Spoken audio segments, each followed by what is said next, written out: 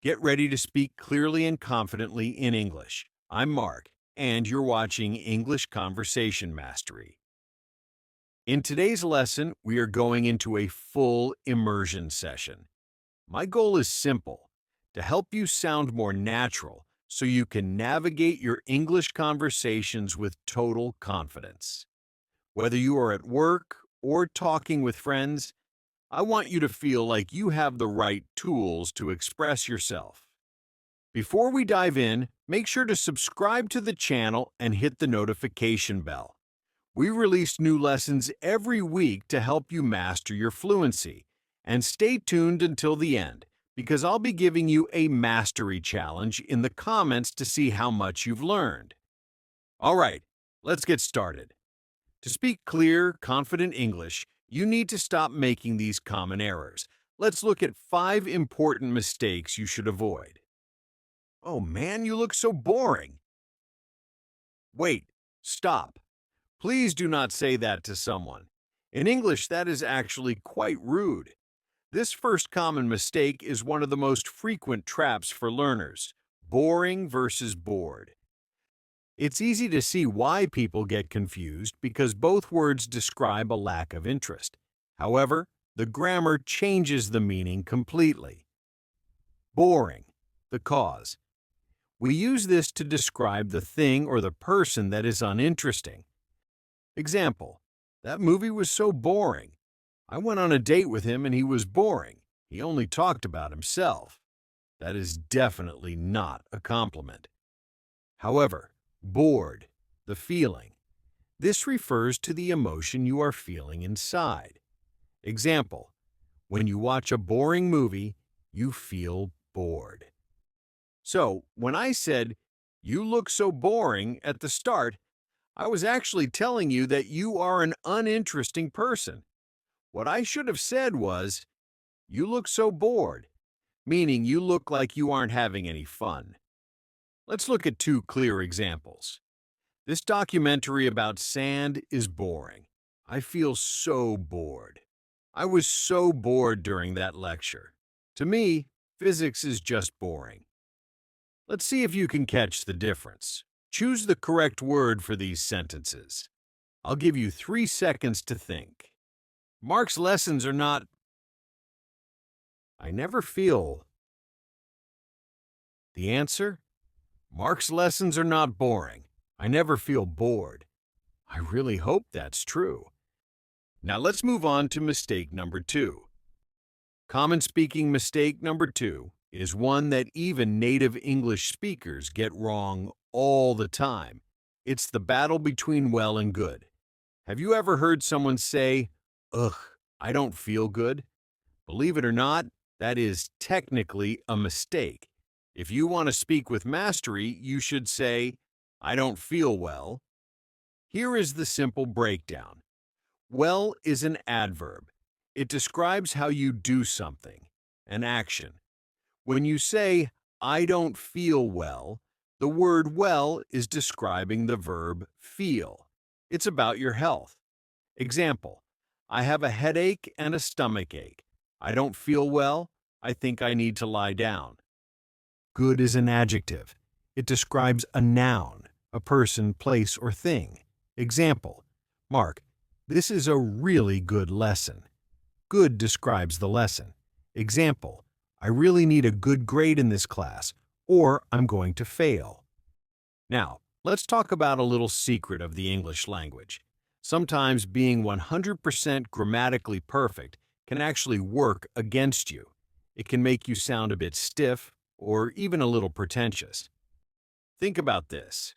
If a friend asks you, "How are you doing?" and you reply with a very formal, "I am doing well," you are technically correct. But to a native speaker, you might sound like you're about to give a lecture at Oxford University. It's very formal for a casual setting. This is where social fluency comes in. In daily, relaxed conversations, I'm actually giving you permission to break the rules. When someone asks how you are, it is incredibly common and often more natural to simply say, "I'm doing good. How about you?" While a grammar book might mark that as a mistake because good is an adjective, in the real world, it's how we connect with people without sounding like a robot. Mastering English means knowing the rules, but true mastery means knowing when to bend them to sound like a native. Let's see if you can use both correctly in one sentence. Fill in the blanks with well or good. I need to do on that test because I need a grade. I'll give you 3 seconds to think about it. The answer? I need to do well on that test because I need a good grade. Well describes the action of doing the test, and good describes the grade itself. Great work. Now, let's move on to mistake number 3. This is a classic confusion between two words that seem identical, job versus work. While both words refer to your career or how you earn a living, they behave very differently in a sentence. Let's break down the technical side first. Job is a noun. It is a countable noun. You have a job, or maybe you have 2 jobs. Example, my job is to manage a large team. Work is versatile. It can be a verb, I work, or an uncountable noun, my work. Example, I work on the marketing team. Verb, I have so much work to do. Noun. A great way to use them together is, I work with some incredibly talented people at my new job. One thing you must remember is the fixed phrase, at work. We use this to describe the location or the state of being busy with your tasks. If someone asks, where were you at 6 p.m.? We were waiting for you at the restaurant. You would say, sorry, I was at work. You wouldn't say, I was at my job in that context. It sounds unnatural. Always use at work for the location. Now, here is the mastery tip. Can you use them interchangeably? Sometimes, but there is a deep psychological difference. I love my job. This is standard. It means you like your position, your salary, and your daily tasks. However, I love my work. This is much deeper. When you use the word work as a noun here, it implies a sense of purpose or a calling. If you are an artist, a doctor, or someone working for a charity, you don't just have a job, you have work that changes the world. Using work in this way suggests that what you do is a part of your identity, not just a way to pay the bills.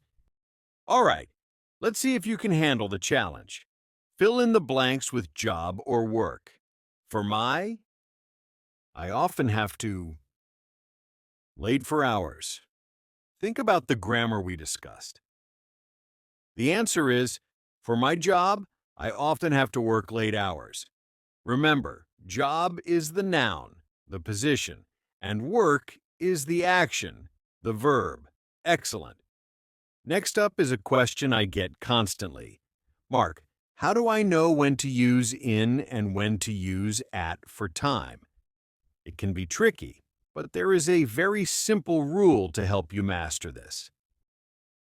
At is for precision. Use it for specific points on the clock or specific moments in the day. For example, at 5 p.m., at midnight, at noon, at sunset. In is for periods or durations. Use it for blocks of time or looking forward into the future. For example, in the morning, in the evening, in 5 minutes, in 6 days. Think of it this way.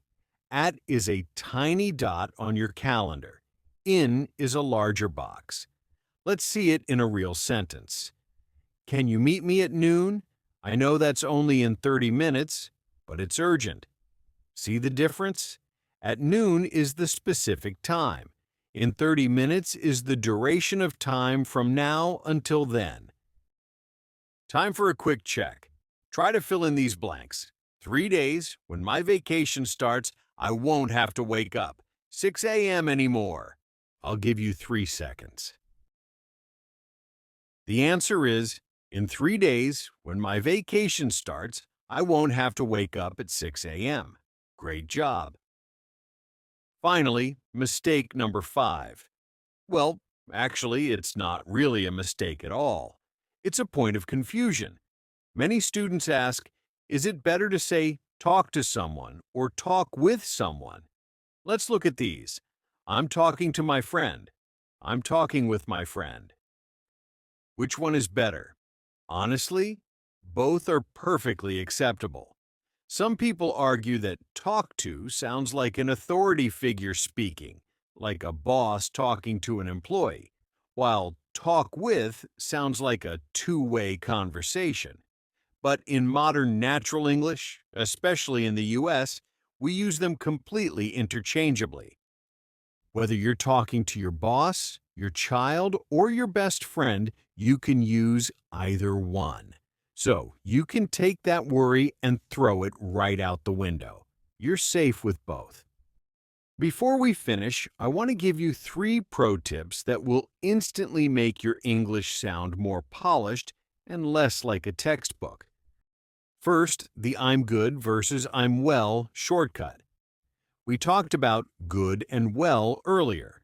If you're ever in a professional situation, like a job interview, and you want to sound smart without being stiff, use the word fantastic or excellent instead of I'm doing well.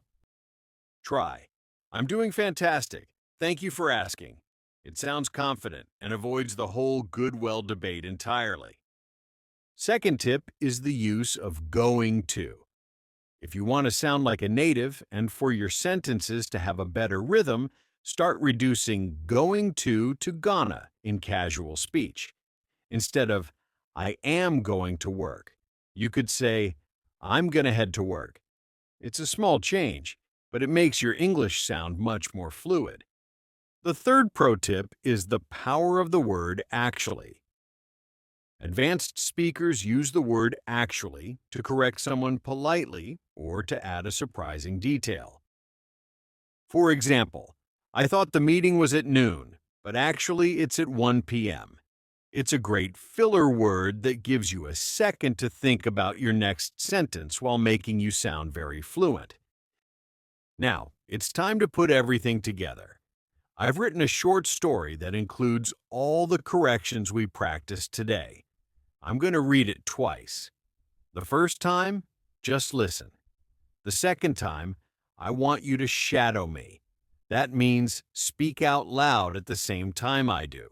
Pay attention to my rhythm and where I pause. Ready?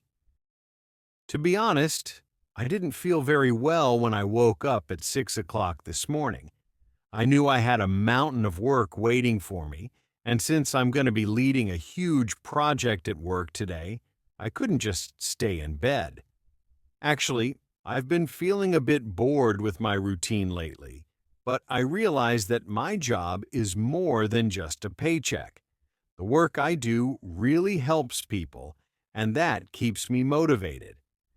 I have an important meeting in 20 minutes to talk with my manager about a promotion.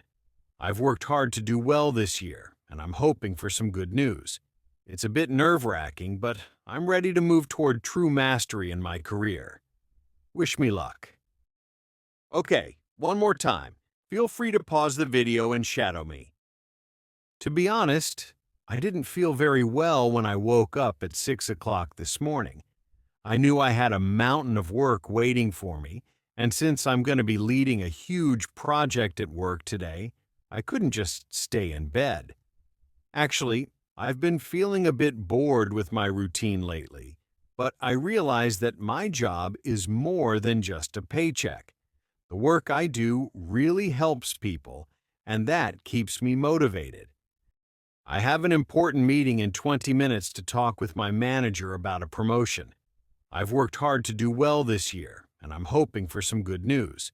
It's a bit nerve-wracking, but I'm ready to move toward true mastery in my career. Wish me luck. How did that feel? Did you notice how I linked the words together? Shadowing isn't just about repeating words. It's about mimicking my stress, rhythm, and emotion. All right, you guys, you did it.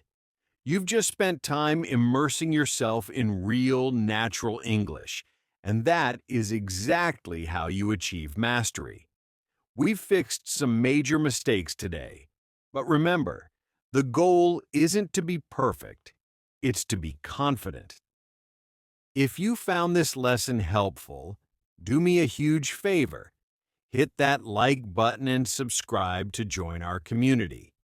Every time you show support, it helps us create more deep dive lessons like this one to help you reach your goals. I'm Mark, and I'm so proud of the progress you're making. Keep practicing, keep speaking, and I'll see you in the next lesson to continue your journey toward English conversation mastery. Bye for now.